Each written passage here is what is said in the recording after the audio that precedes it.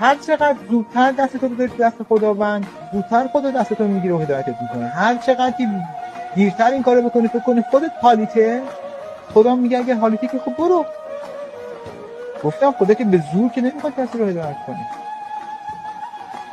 و این الگوی تمام افرادی که زندگیشون از این رو به اون رو شده. یک جایی توی یک شرایطی، حالا میگم بستگی داره هر کس کتکخورش چقدر ملس باشه. امیدوارم کتکخور شما زیاد ملس نباشه. امیدوارم ظرفیت ضربه خوردن زیاد از جهان نداشته باشه که خیلی ظرفیتشون زیاده برای این داستان، که خیلی زودتر از این که پتک ها برسه بگید من دستاتون رو ببرید بالا، خدای من عاجزم، خدای منو کمک کن، خدای منو هدایت کن، خدای به من بگو من چیکار کنم.